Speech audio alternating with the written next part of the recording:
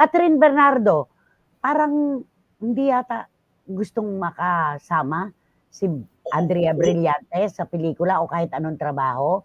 Ba't Oo nga kaya? daw. Oo. Si OG ang nagsimula nito eh. May source na nagsabi sa kanya, napustahan Kasi tayo. oo, Hindi ano ba yan? makikipagtrabaho si Catherine kay Blight. Ba't kaya?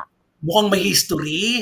Mukhang may Kasi, history. kasi daw dati, di ba, parang Bet. ah, ah, lantad sa pagsasabi si Blight na crush niya si DJ, 'di Daniel. ba? Oo, 'di ba gano'n kaya parang siguro ayaw niyang makatrabaho ang kung sino man na may amba at pagtatangka, 'di ba?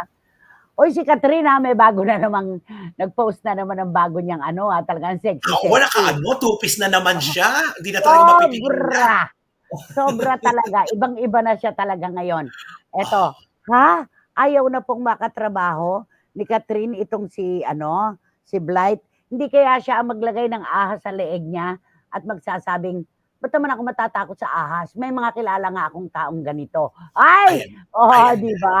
Yun Ayan na, na. oo, oo. Mm. Wealth is quiet, poor is flashy. Diyan ka naman kasi, sabi ni Wating Wating. Ay, kumusta kay Jericho?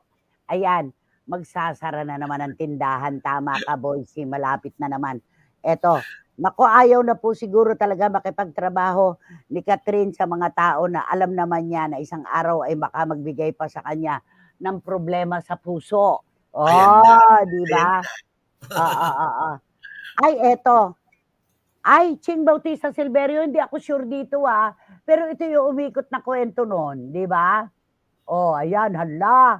Baka nga totoo ito kaya si Catherine gano'n na lang ang pag-ayaw, di Hmm. ba? Naku. Ayan.